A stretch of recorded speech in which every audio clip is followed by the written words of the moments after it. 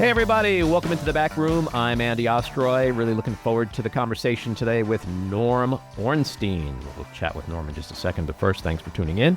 We appreciate you listening, and we'd love to hear your comments. So email us at backroomandy@gmail.com and or post on our social media, and we'll read some feedback next time. And if you like the podcast, please follow or subscribe and rate and review, and you'll be notified every time we post a new episode. So here's some feedback we received this week. On our conversation with Congressman Pat Ryan of New York, Nancy Corvin writes, "Can we please have an actual Democratic leader to lead the charge? I see none coming forward. We are all begging for someone to step forward." On our chat with Ron Filipkowski, Louis in Orlando writes, "I could listen to him for hours." And Susan George writes, "You and your team put out a great podcast, serious yet entertaining. Thank you for helping to keep me sane." Thanks, Susan. We try. We do the best we can. Before we get to our big things of the week, don't forget, stick around to the end for another exciting episode of Just Jeff. All right. Let's start with the midair collision between the American Airlines flight and the Army Black Hawk helicopter. What a tragedy this is. By all reports, all 67 people aboard, most of them on the plane, I think 3 in the helicopter. Presumed dead. It's now a recovery mission. It's been traditional in times like these. The President of the United States becomes the consoler-in-chief. Comes out, acknowledges the horror, promises to get to the bottom of what happened, make sure it never happens again, and moves on. But President Trump is not a normal president, is he? No, he's not.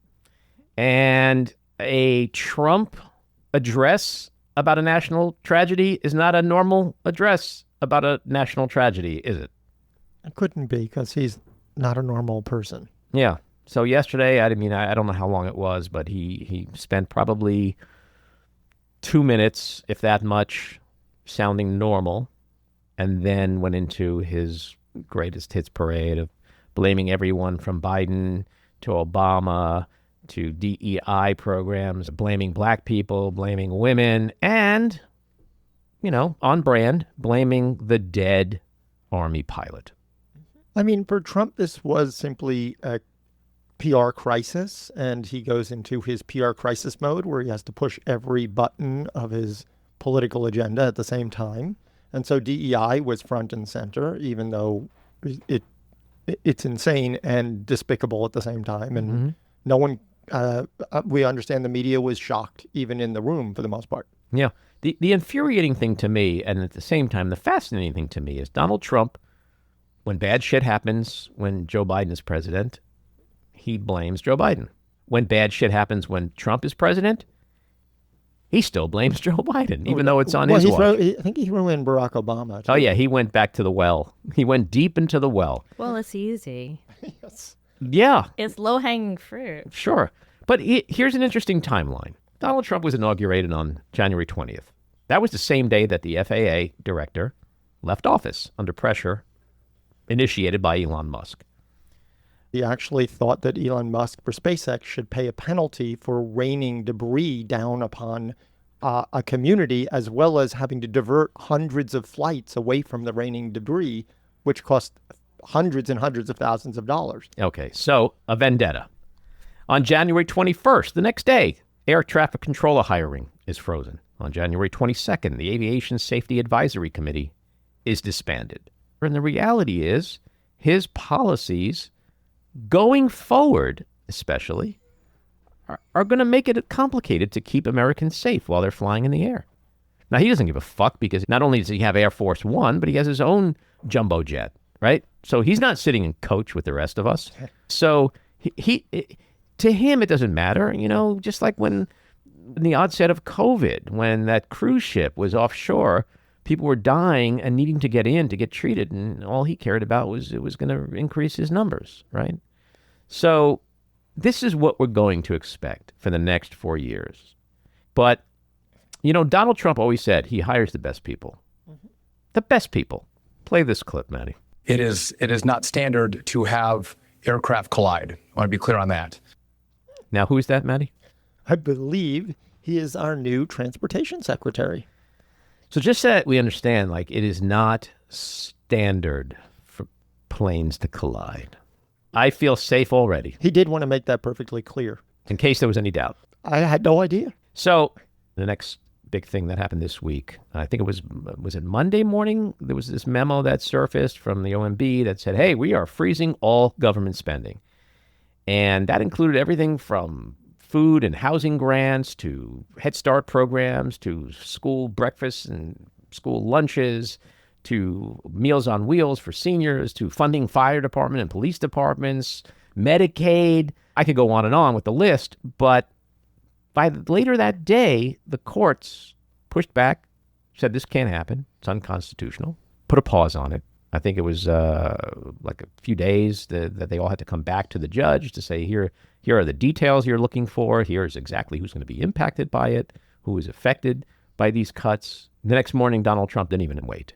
He's like, forget it. Threw in the towel, rescinded the spending freeze. And so this is, I think, an important thing that happened this week, because we saw reports that Senate Republicans and House Republicans went to Trump and said, you can't do this. I'm getting killed back in my home district. We saw what happens when there's overreach, when he tries to push the limits of what the executive branch, what the president can do. And so there's some guardrails that are still in place. We saw that this week with the court system, with Congress, as cowardly as they are. But the truth is, the fact that he tried to do this in the first place is proof that Trump no longer needs MAGA. He doesn't give two fucks about them. He never did. He just used them, exploited them, lied to them. And they put him back in the White House for it. And as a thank you, early this week, he just said, fuck you. Wake up, MAGA. You've been had. And they did. They did wake up. And they called their congressman. They called their senator. How about the price of eggs? Anyway, the confirmation hearings. How do you guys think Democrats did? Oh, boy. I thought that there were some really fine moments of the Democrats. I particularly like Bernie Sanders and the onesie. I'm not going to lie. There was a onesie, It was good. big enough for a diaper, a lot of poop in that diaper. Did you make money off the anti-vax onesie? Also, Amy Klobuchar. Holy shit. I want to just keep doing Bernie. All right, let me Have like a Bernie day. Can I have like a Bernie day where I just walk around all day long talking like Bernie Sanders? I do wish we had more senators talking like Bernie Sanders. So it was interesting because, yeah, there were moments, but there were some moments where I was throwing my shoes at the TV. Like, shut the fuck up and ask questions. Stop pontificating. What do these people have? 5 minutes, 7 minutes? Get to it. Cory Booker, he got to it. Michael Bennett, who, by the way, have you ever seen him and Alan Thicke from Growing Pains in the same room? No. Those guys have the same voice. Do they? Play them back to back. They have the same... Matt's shaking his head, yes. The same voice. No, you'll listen to Michael Bennett. You'll never hear his voice again the same way now. Okay. But yell over them. Take your time back. Ask specific questions. Be Amy Klobuchar. Is Snowden a traitor? Like, make them go on record. Now, they tried on occasion. Some of them did okay. Was Joe Biden elected? Joe Biden's the president. He was certified. That's not what I'm asking you. Was Joe Biden? But what I wanted was for them to put the punctuation in the right way. Instead of saying, let it be put into the record what Mr. Patel actually said. Who cares? What record? Who's going to look at that record? Chuck Grassley? Like, who's looking and giving two shits about the record?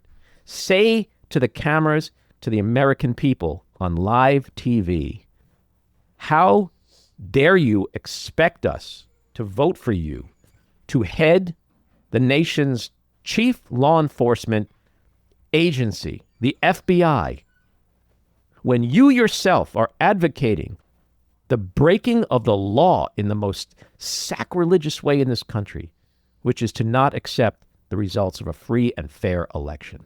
How dare you? So I like people like Tim Kaine and Booker and Amy Klobuchar and Michael Bennett, people who just, the minute the clock starts, let me ask you a question. Do you believe in? Have you done this? Will you stop that? Like, that's how you use your time. If a senator hears himself talking for 4 minutes straight before he asks a fucking question, then that's a dereliction of duty, because there is an existential crisis here. Our democracy is on the precipice in many ways. Use your time effectively. RFK, what'd you guys think of his performance? Well, aside from the fact that it's extremely difficult to listen to him ever, it was, normal RFK bullshit. I mean, that's how I've always felt about him. I really wanted someone to ask him if he still enjoyed putting live small animals into a blender. I literally would have liked that question asked. The ultimate smoothie, Maddie. Lots of protein. Packed with protein. Look up Psychopath. Don't forget the mice. Look up Psychopath and the DSM. It's the mice that makes it the most healthy. The chickens, baby chickens. Everyone does the baby chicken. Yeah, exactly. I mean, to me, that alone, he has many disqualifying features. In fact, almost everything about him. But putting live small animals into a blender, which we learned he did, not as a child, which would have already been a psychopath, but as a full-fledged adult. And that really should have been brought out, actually. It should have. I'm not sure what would have happened as a result of it, but it should have. For the record. Just speaks for the record. Put it in the record. Put it in the file. Check it real slow. Let's be, for the record, we have the baby chickens going in the blender. What speed was that, Mr. Kennedy?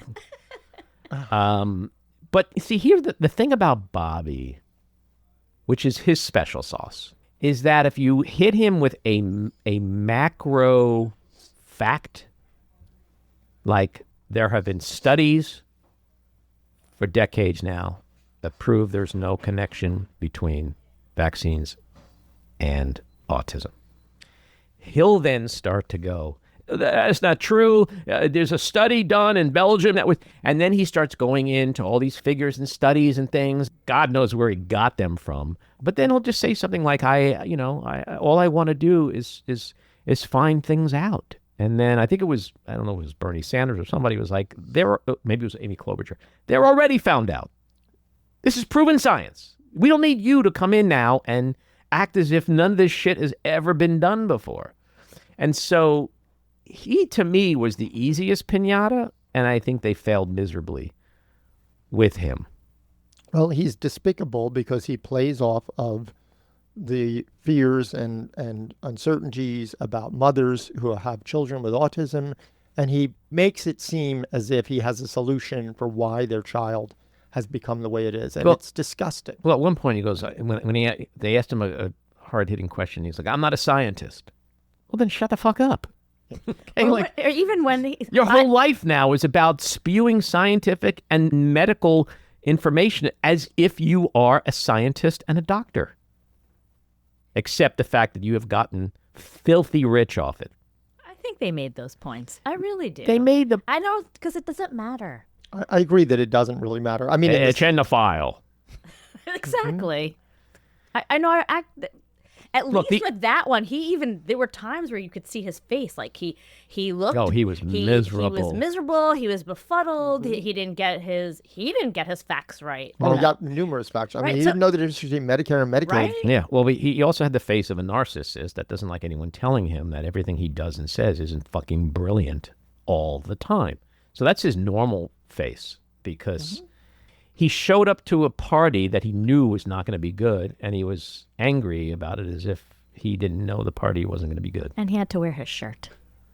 He couldn't go topless. He couldn't use his secret weapon for the Maha women. Now you see, now you see that would have been fuck. Right? He should have showed up topless. That's what I'm saying. Maybe done a couple of one-handed push-ups. Now you're talking. Show those pecs. Well, also the fact that the majority's pretty much already made up their mind. There isn't going to be a got you moment where, any Republican senator is suddenly going to go, oh my God, I can't vote for you. Yeah. And that's not what advise and consent of the Constitution means. You have a responsibility to probe, to find out if this person is going to serve in the best interest of the United States while upholding the Constitution, not in Donald Trump's best interest. Yeah, it wouldn't be as upsetting if these people weren't so profoundly unqualified and despicable in every way, shape, and form, and just inconceivably bad choices. Here's a clip from Caroline Kennedy, Bobby's cousin. It's a bit long, but it's important and worth listening to it. Now that Bobby has been nominated by President Trump to be Secretary of Health and Human Services, a position that would put him in charge of the health of the American people, I feel an obligation to speak out. Overseeing the FDA, the NIH, the CDC, and Centers for Medicare and Medicaid Services, agencies that are charged with protecting the most vulnerable among us, is an enormous responsibility and one that Bobby is unqualified to fill. He lacks any relevant government, financial, management, or medical experience. His views on vaccines are dangerous and willfully misinformed. These facts alone should be disqualifying. I've known Bobby my whole life. We grew up together. It's no surprise that he keeps birds of prey as pets, because Bobby himself is a predator. He's always been charismatic, able to attract others through the strength of his personality, his willingness to take risks, and break the rules.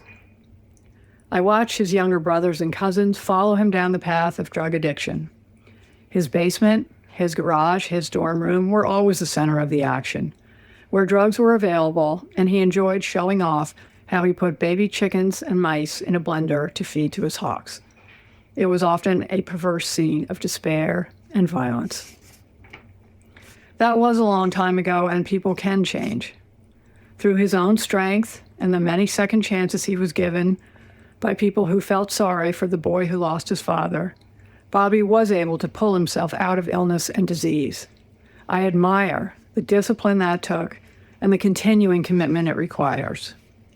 But siblings and cousins who Bobby encouraged down the path of substance abuse suffered addiction, illness, and death, while Bobby has gone on to misrepresent, lie, and cheat his way through life. Bobby is addicted to attention and power. Bobby preys on the desperation of parents of sick children, vaccinating his own kids while building a following hypocritically discouraging other parents from vaccinating theirs. Even before he fills this job, his constant denigration of our healthcare system and the conspiratorial half-truths he's told about vaccines, including in connection with Samoa's deadly 2019 outbreak of measles, have cost lives. That is powerful stuff. Really powerful stuff. And if the Republican Senate had a brain or an ounce of courage, or both, it would heed these warnings from Caroline Kennedy. Well, they have neither, so. I don't know what else to say. I think all of them are probably going to get through. If I was a gambling man and I wanted to just throw a few bucks on a long shot, I'd say Bobby and Tulsi are not going to make it. I actually feel like that's not a terrible bet. But you got to know Challenge that. accepted. What are my odds? I said long shot. Long shots come with odds. All right, what are they? If this was Belmont Racetrack, I would Yes. probably need at least 10-1 odds on that.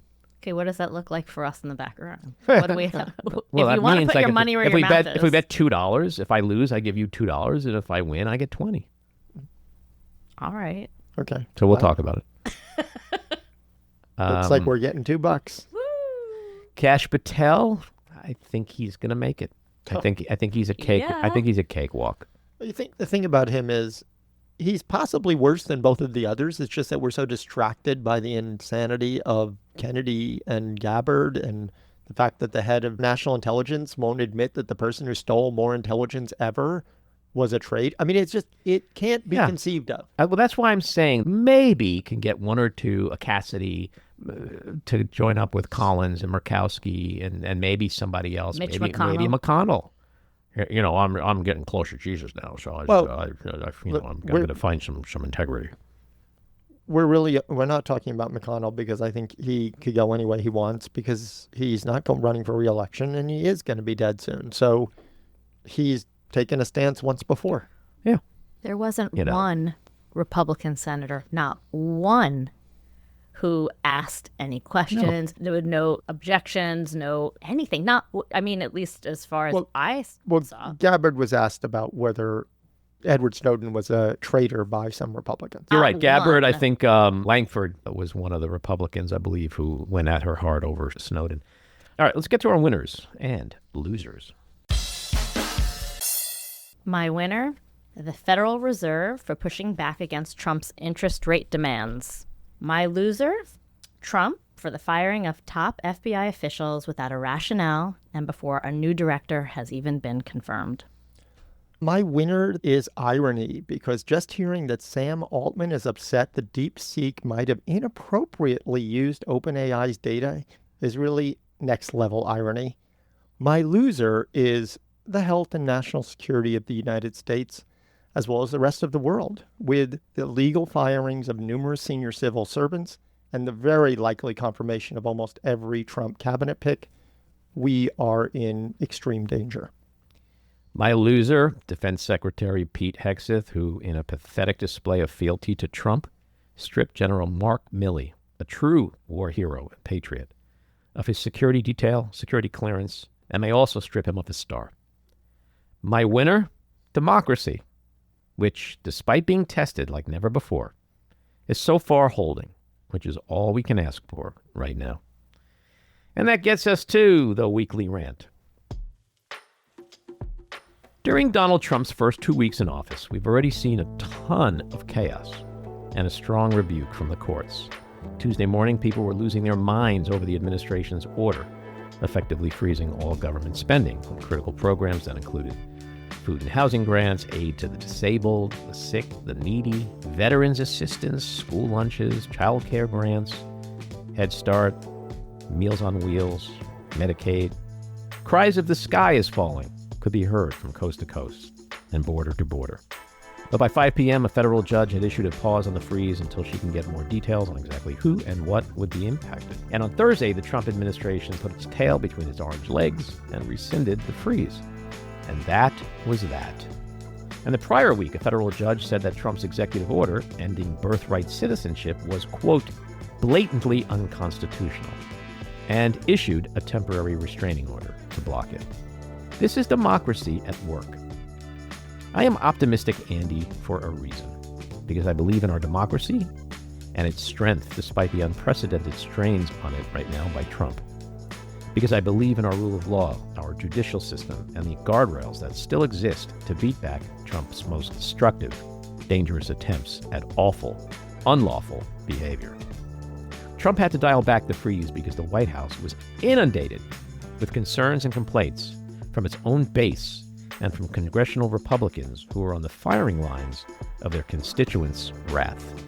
Millions of Americans whose day-to-day lives would be negatively impacted by the loss of these life-sustaining grants and services said, "Wait, what? Oh, no, he didn't." Let's be clear on what we've witnessed these first 2 weeks of Trump 2.0. He is not king. His fat-ass pen that he likes to scribble his ridiculous signature with is not automatically the law of the land. We still have a Congress, and we still have a court system, and we will prevail. But here's the main point. Much of what Donald Trump does is noise. Noise intended to distract the media, Congress, and the electorate, so that we're all too busy with and exhausted by the blizzard of tweets and posts and statements and memos and interviews and executive orders. It's his throw a ton of shit on the wall and hope something sticks strategy. The more distracted and scattered we are, the easier it is for him to succeed. So the best thing we can all do is ignore the noise. Not to react every time he opens his mouth or scribbles his psychotic signature on something. Instead, let's use our collective energy, time, and resources to fight him and defeat the Republican Party in the 2026 midterms. These are very real, attainable goals, but they're not going to be achieved if hysteria sets in every time he opens his playbook and sends us on a wild goose chase over word salad bullshit, or signs unconstitutional orders that will eventually get thrown out in court, often in the same day. Don't fall into his trap. Get angry at what he does, not what he says. Don't get sucked into his vortex of chaos, because it's going to be a very long, taxing 4 years. He's going to piss us off several times a day, and we all have limited emotional and physical currency. So let's fight the battles where we have to. Let's take the wins when and where we can, and then win the fucking war in 26 and 28. All right, let's get to Norm Ornstein. He is an author, political scientist, and emeritus scholar at the American Enterprise Institute. He's a contributing editor and writer for The Atlantic and has been an election eve analyst for CBS News and BBC News. He was named one of the top 100 global thinkers in 2012 by Foreign Policy Magazine and one of the 250 most influential people in Washington in 2021 by Washingtonian Magazine and in every year since. His many books include the New York Times bestseller, It's Even Worse Than It Looks, with Tom Mann, and the New York Times and Washington Post bestseller, One Nation After Trump, a guide for the perplexed, the disillusioned, the desperate, and the not-yet-deported, written with E.J. Dionne and Thomas Mann. Norm, welcome into the back room. So good to be with you, Andy. So much to discuss. I want to start with something that happened this week in Washington, D.C. We experienced yet another national tragedy with the midair crash of the American Airlines plane and the Army Black Hawk helicopter. And once again, as he did last week with the LA fires, Donald Trump has politicized it. He's finger-pointing in the most disgusting manner. And he's just acting like a soulless ghoul. When you watched him, what were the first things that ran through your mind? First, let me say, I can't even look at the bios or the pictures of the people who died without crying. Mm-hmm. And, for you and me, I lost a son, you lost an incredible wife. Mm-hmm. We know the pain of loss. Mm-hmm. And so I start with that. So Trump comes on and has a script, no doubt, that was at least shaped by his chief of staff, who was supposed to be the sane one among them, Susie Wiles, mm-hmm. and holds to it for maybe 45 seconds, and then goes into what I think is the most vile performance I have seen from him since maybe the inaugural address in January of 2017. There are so many, but it was a new low. And that you would take a tragedy of this sort, and two streams here. The first is turn it into an all-out attack on your predecessors and blame it on DEI. And, at the same time, when we know very little about what happened, go into speculation, which is stupid speculation about what happened. Things that go so completely against what we think of as presidential.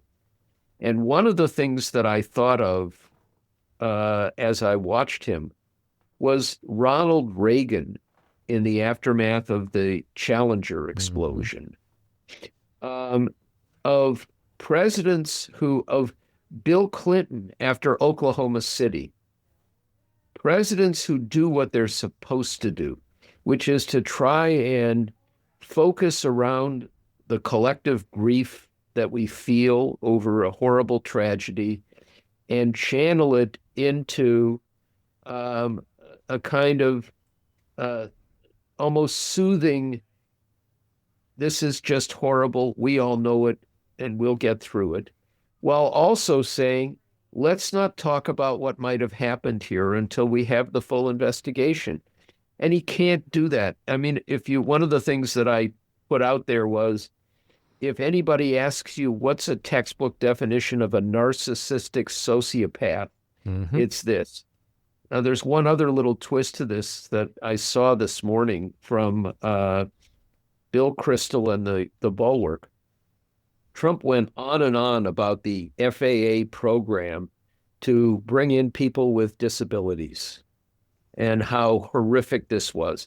I mean, not only was it ridiculous because, of course, nobody coming into the air traffic controller system gets anywhere near the starting blocks for consideration for a job without passing rigorous tests. But as it turns out, this program was initiated in 2019 in the Trump presidency. So it gets even more farcical in the most horrible way. And then I watched the questions afterwards. And I wasn't expecting much, but there were two heroes here. One who had done this before, Peter Alexander of NBC, who noted that the DEI program at the FAA had been instituted in 2013 and continued all through his first presidency. And Trump attacked him and lied about it. And then, of course, moved on. And the other was Caitlin Collins, who's proven to be a damn good journalist. Fearless. Who asked him a reasonable question, and basically he called her stupid. Yeah. Now, Caitlin Collins may be many things, but stupid she's not. But this is the way he reacts. And most of the rest of the press corps, cowed by this, happy simply that he's giving them time with him, don't ask anything that is tough. Don't push him on any of this. And it, really suggests to me that we have not seen the lowest of the low yet, and that the guideposts, the guardrails that we hope would be in place, we can't easily count on the press, at least, for providing it, with some notable and laudable exceptions. Yeah. Well, I think what you said about him being a sociopath explains everything, because, and I've said that a million times, because if I see one more cable news program where they're analyzing something Trump did, and then the host looks at the panel and goes, why would he say that? Well, he would say that because he's a sociopath. He does not have human emotions. He's the shark that gets cut open in Jaws. You know what comes spewing out? Cans, pennies, small fish. Like, if you cut him open, there's no human organs in there. It's like he's a robot that's been programmed the wrong way, not to assimilate or adapt into human society. But we saw so much of this in 2016. You're right about the media. Yeah. Back then, we had Jim Acosta. We also had Caitlin Collins, Peter Alexander. We had Brian Caron. We had people who did stand up. Not a lot, but some that pushed back. And they were on the end of his wrath at some point. Acosta was stripped of his press badge. So was Brian Caron. They got him back after lawsuits. We're seeing the same thing play out again. But we've also seen in the last week and a half, 2 weeks, the courts, at least on the lower level, pushing back on things that he's attempting to do that are unconstitutional. It was a humiliating defeat for him to rescind his spending freeze, the birthright citizenship order that the courts ruled on. So I'm trying to stay positive that, as dark as I think things are and may be, they're not as dark as they could be. And you brought up what happened to your son and Adrian. And in my experience since my tragedy, I've learned, and it's become a mantra of mine, it could always be worse. It could always be worse because I've experienced the worst, right? So it helps me view things that aren't that. And so that's where I'm trying to be. Like, okay, it's going to be dark, but it might not be like democracy ending dark. Your thoughts? I think you have some good points there. And the fact is that some of the judges who sent January 6th thugs away for what were supposed to be long sentences were Trump-nominated judges. And their reaction to his pardons is heartening as well. They were furious at what he had done. We have judges from 2016, including conservative Republican nominated judges who stood up against the charges that the election had been rigged. He lost 60 cases, and some of them were Republican judges, and that included at least one case before the Supreme Court back then. What I want to see more of is the vigorous opposition that Democrats should bring that borrows pages from what Republicans have done. And among them, they happened to find a judge named Matthew Kaczmarek in Amarillo, Texas, which has one federal judge.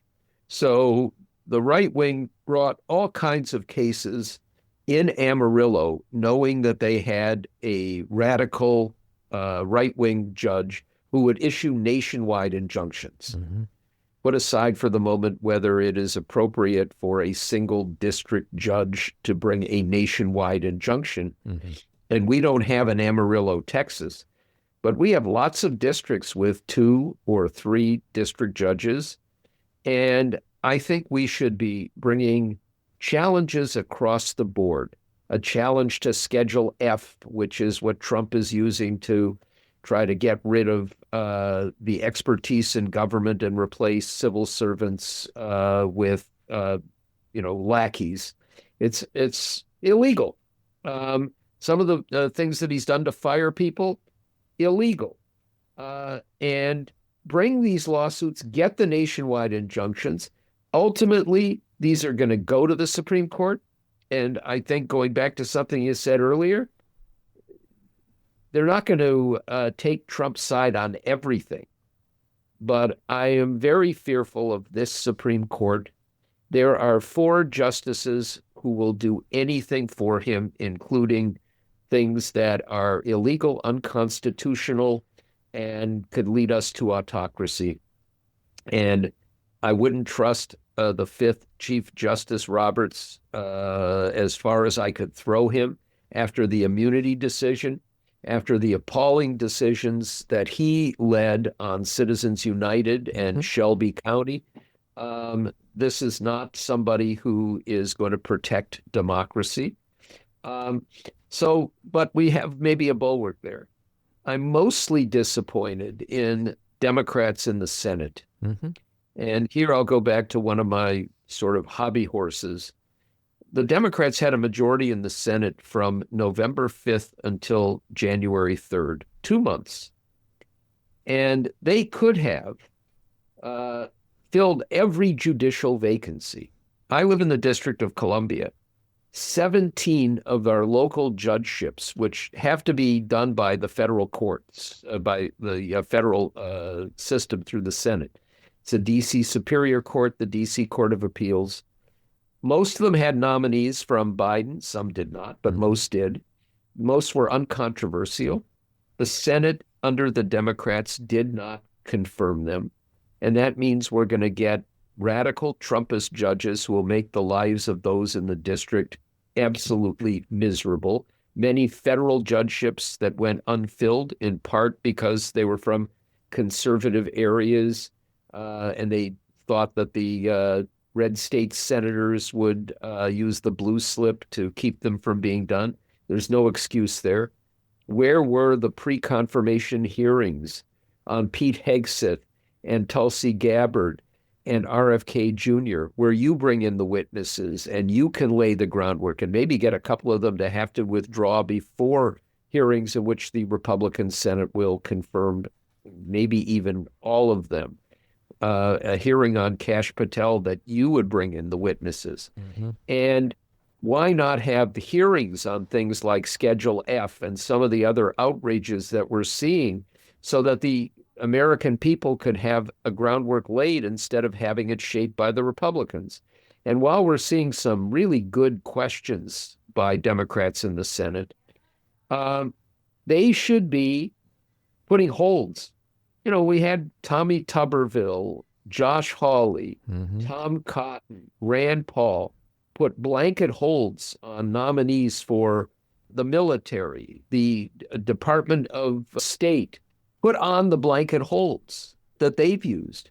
Use every delaying tactic, and there are many of them in the Senate, to keep them from fulfilling their agendas. So what do you think is the reason for this? Because I couldn't agree with you more. And this is one of the things I wanted to ask you about were this week's confirmation hearings.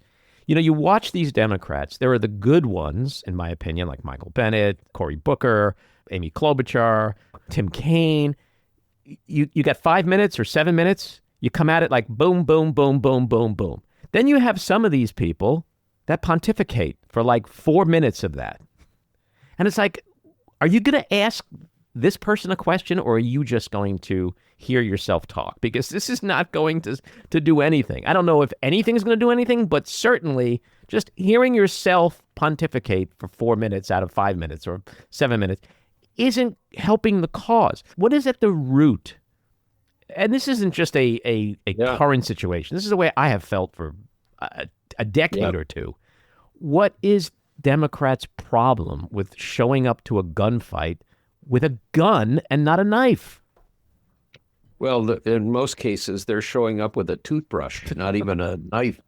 You know, it's painful for me because I've been around this town and around the politics for a very long time.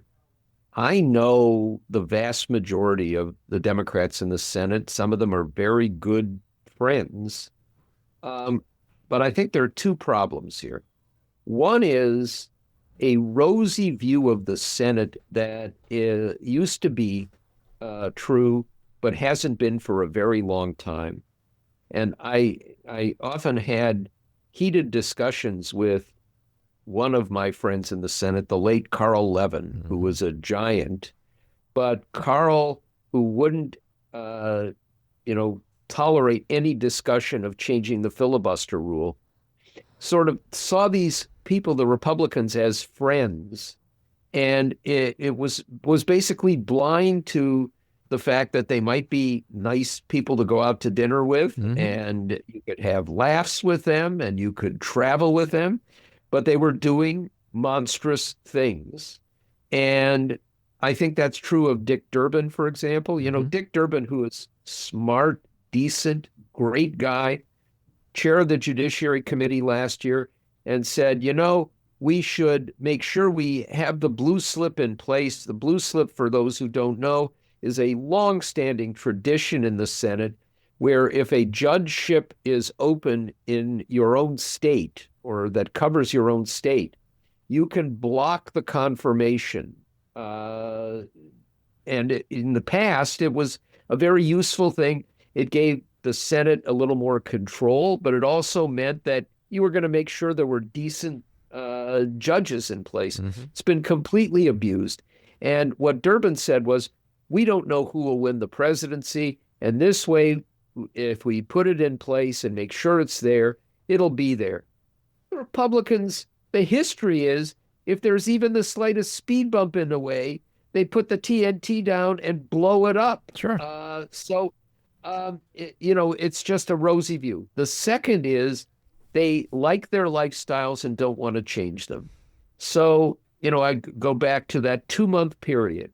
They should have been working night and day on the weekends, going past all of the delaying tactics to confirm all of these judges and hold these hearings, and they treated it like it was a normal period.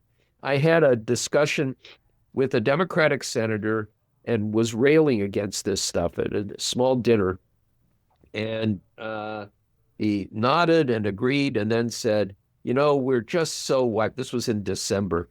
And, we're going off next week to an island, my wife and I, because we really need to, sort of get ready for what comes next. And I just thought, you could agree with me all you want, but you weren't listening. You can't take a week off to rest up in the Caribbean right now. We need all hands on deck because we face an existential crisis. So we've got that. And I even, at the hearing yesterday for Kash Patel, where he was asked about this, radical anti-Semitic right-wing conspiracy theorist podcast host. Mm-hmm. And Patel said, well, name doesn't ring a bell, basically. And the rejoinder was, you were on his podcast 8 times. Perfectly done. Mm-hmm.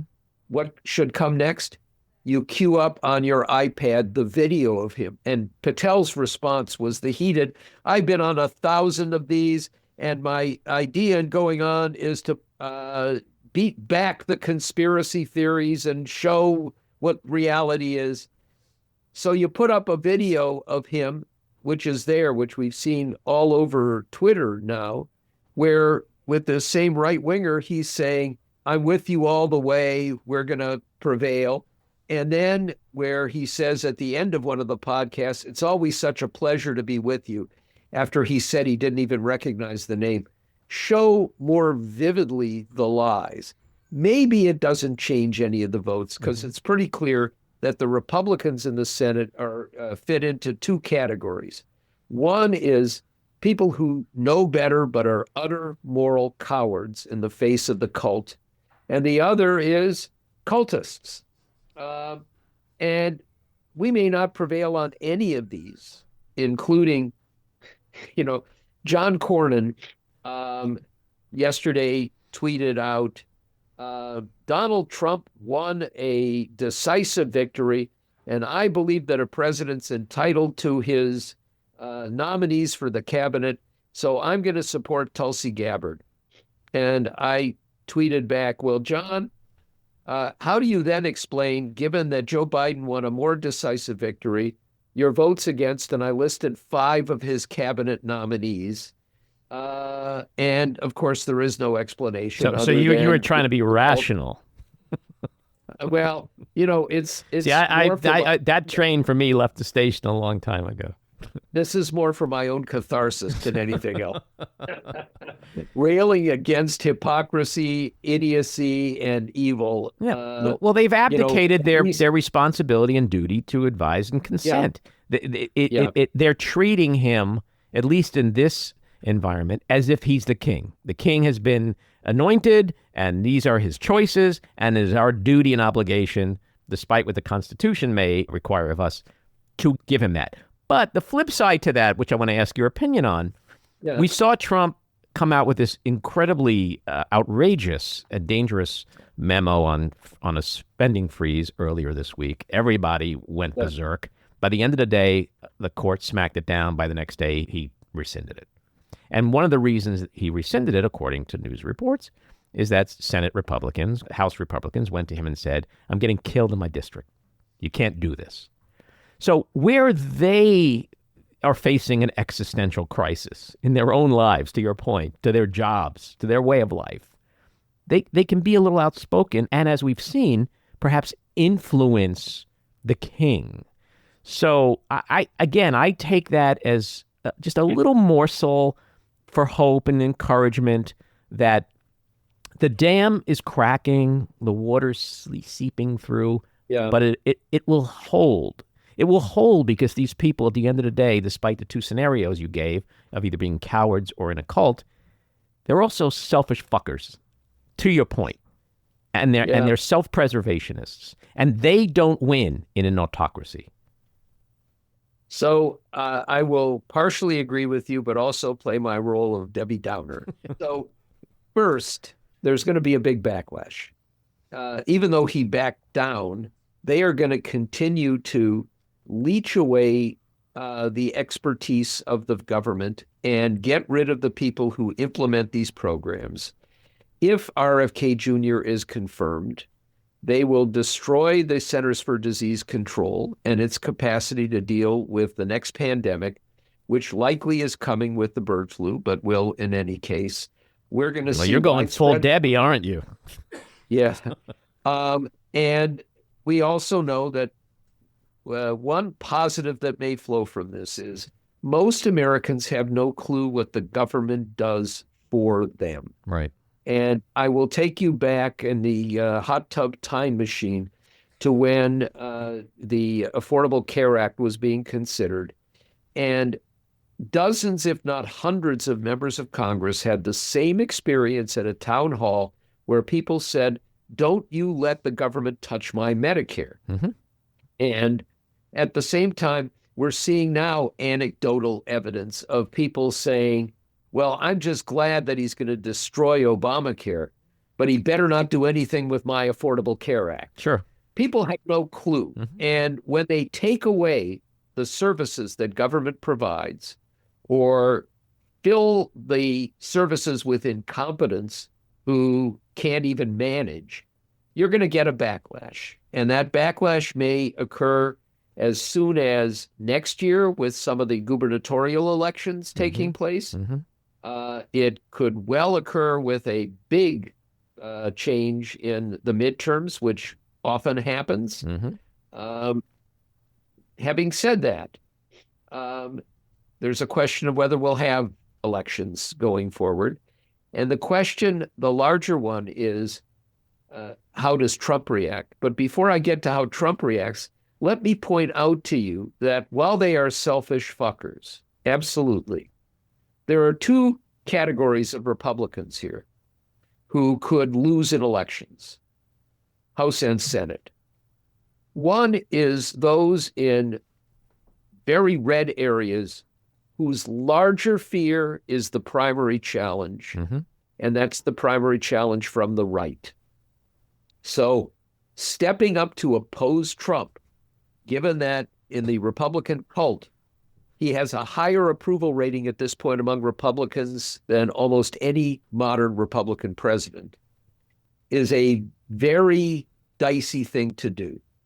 The second category is those in competitive districts in general elections. And we still have some of those.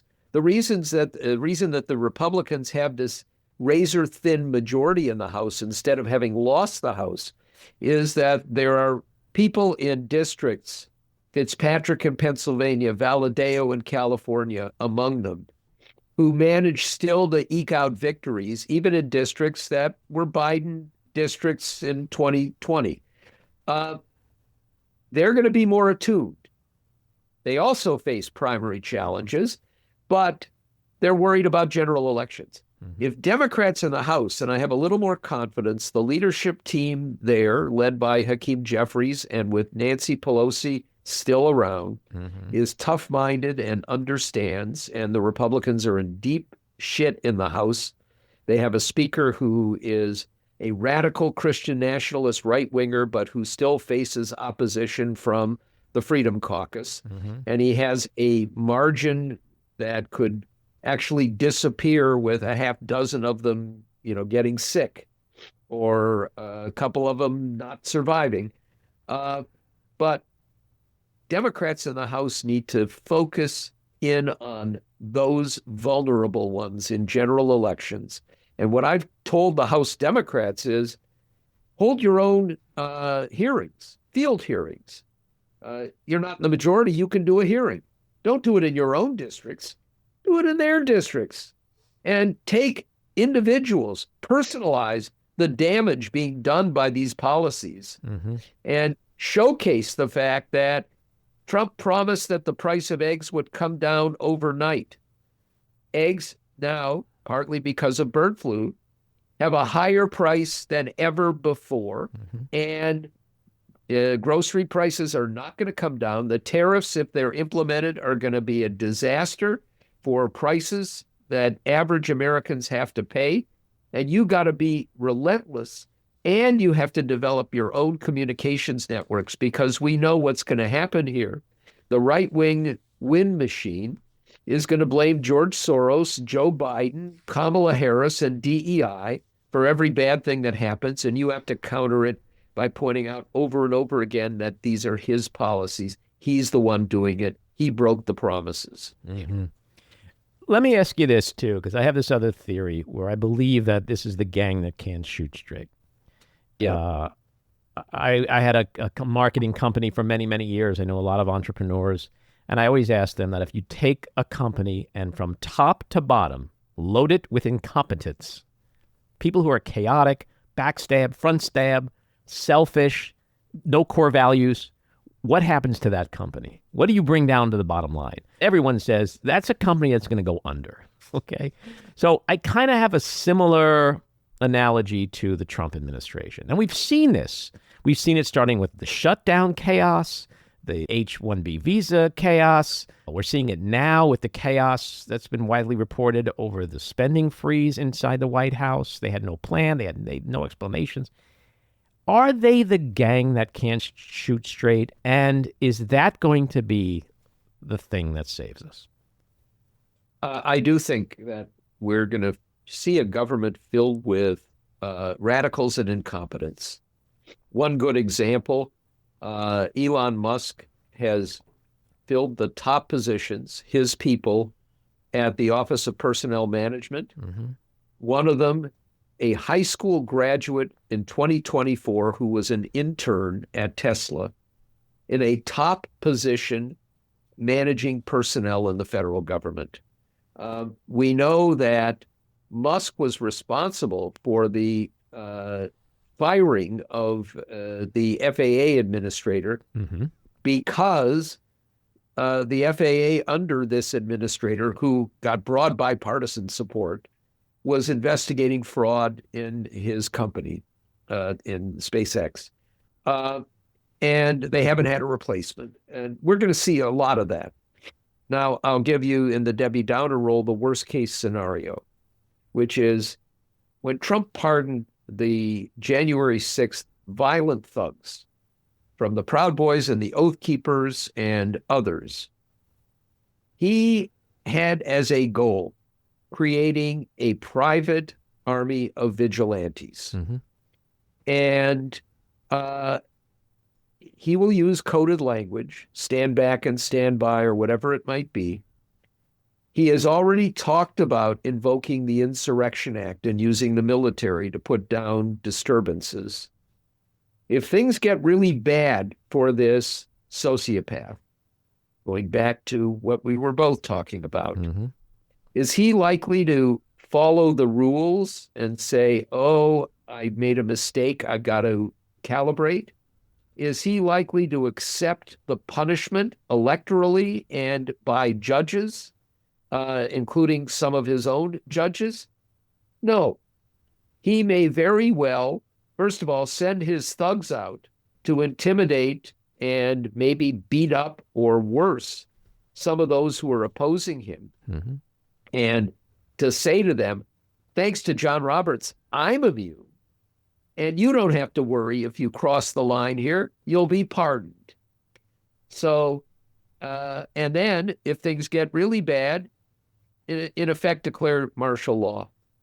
We have to be vigilant that even if some elements of the system hold, this is a guy who has no qualms about breaking every law, crossing every line, using violence to achieve his goals and to stay in power. And I worry about that. And I also worry because, you know these entrepreneurs. I know at least some of these finance types who are, the term that I think is most appropriate, greedy traders, who in return for lower tax rates and less regulation, living in their own gated communities, will tolerate an enormous amount of anti-democratic, violent behavior to get what they want and what they believe will keep them immune from any consequences. So we got some work to do. Yeah. I agree with you that that's a pretty bleak picture. As a student of history, as a Jew, I'm acutely aware of what happened in Nazi Germany, how Hitler pardoned his criminals too, and they became his thugs. And black shirts. Don't forget the black shirts. Yeah. And so history does have a way of repeating itself. I guess I'm just trying to hang on to the hope that the United States is different. It just is. The laws in place, the checks and balances, no matter how much they're being tested like never before, will continue to rule the day. But it's hard to be optimistic right now. for sure. Well, if all goes as well as it could, there will be a backlash, and we will have enough of the guardrails holding and in place that the damage, which will be severe, can be somewhat limited. We haven't even talked about the damage abroad. Mm-hmm. And, going back to the confirmation of people like Tulsi Gabbard, Mm-hmm. John Cornyn knows full well that this is a person who is going to trade away our biggest secrets to Vladimir Putin and others. That if you look at the intelligence sharing that we've done with our allies, where they share the most sensitive things about their own sources and methods Sure. that probably have foiled multiple terrorist attacks on us, those will be gone if she is confirmed. They might be gone anyway because of Trump, because our allies know that they can be compromised, and they already have in some instances by his behavior in his first term. Mm-hmm. Even knowing that, he's going to vote to confirm her. Russell Vogt, who, and here in the Senate, they did something that I'm pretty sure violates their own rules. You're not supposed to be able to take a vote in any of the Senate committees unless you have at least one minority member there. There were times when Democrats had the Senate and the White House when Republicans boycotted meetings so that they could avoid confirmation votes. Mm-hmm. Well, they boycotted the vote in the Budget Committee on Russell Vogt, and every Republican on that committee, even without Democrats present, voted to have him go to the floor for a confirmation. He will almost certainly be confirmed. Russell Vogt is the architect behind Project 2025, Mm-hmm. said flatly that the 2020 election had been stolen, wants to implement a Christian nationalist view of America, which includes not only no abortions, period, but moving towards ending contraception and basically making women third-class citizens, along with all of the other havoc wreaked on government. And he will make it out and be there. And, circling back, will Bill Ackman, David Sachs, Steve Schwartzman raise any objections? Mm-hmm. As long as they get their tax cuts, they're fine with all of it. Well, the key is what you said before, which is the people, the electorate, Yeah. how much outrage they will have, because at the end of the day, that's all that matters here. We control everything. Yeah. It's a matter of whether we understand it or whether we attempt to exert that power when it's time to vote. We're seeing that now, that there's a lot of pushback to some of these Yeah. extremist overreach type of attempts to alter the way our democracy runs and the way the government is run. Before we go, you brought up at the beginning of our conversation your tragedy, my tragedy. This is something very important that we both share. You know the story of my late wife, Adrienne, who was murdered Sure in do. 2006. You lost your son, Matthew, in 2015. He was 34, I believe. Yes. You subsequently established the Matthew Harris Ornstein Memorial Foundation to honor him. Tell us about the mission and the work that it does. Sure. So, as you know full well, Andy, when you suffer a tragedy of this sort, you have two options. One is to curl up into a ball, and the other is to try and not make sense out of a senseless tragedy, but to do something that, it's a distortion of the concept, but pay it forward.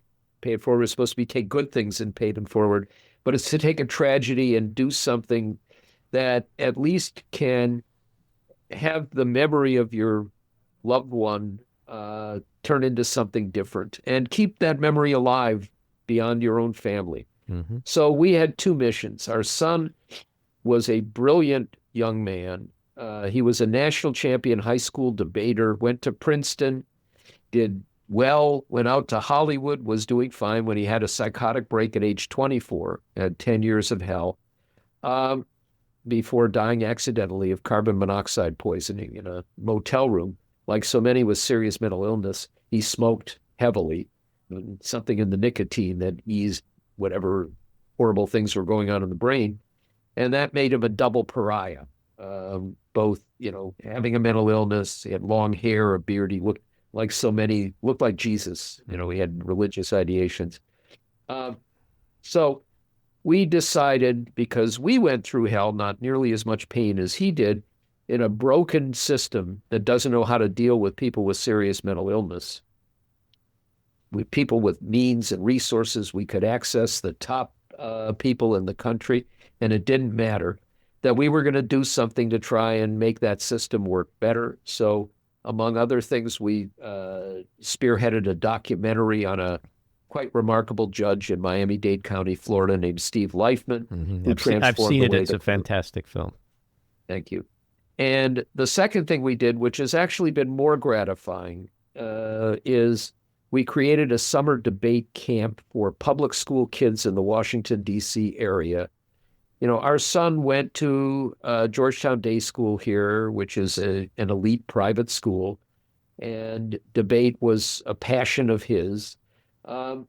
It's mostly the kids from the elite private schools and the elite public schools who do debate, and it teaches you life skills, and it gives you a escalator up to success.